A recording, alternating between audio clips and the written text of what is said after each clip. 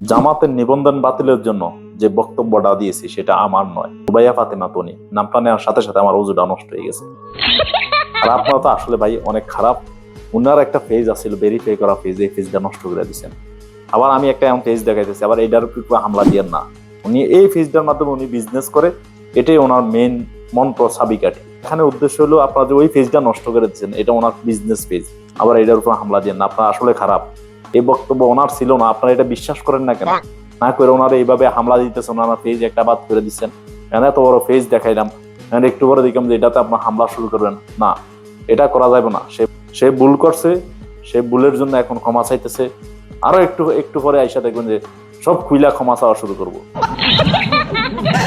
আপনারা একটু লাড়াছাড়ার কারণে উনি এখন পুরো ওনার ব্যবসা প্রতিষ্ঠান ডাউন হয়ে যেতেছে, পেজ শেষ করে দিচ্ছে।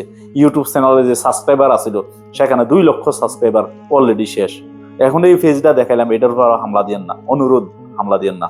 এরকম সুশীল সমাজের মধ্যে এত ভদ্র, এত পদ্মাশীল, এত ধার্মিক একটা মহিলাকে বাংলাদেশে মাটিতে আর আছে? না, নাই। উনি তো সঠিক কথাই বলছে, নারীর স্বাধীনতা চায়। উনি 5টা বিয়ে করছে। উনি স্বাধীনতা নাই দেখে তো আরো বেশি করতে পারতেছে না। স্বাধীনতা পাইলে উনি 10টা 15টা পুরো দেশ ঠান্ডা রাখবো।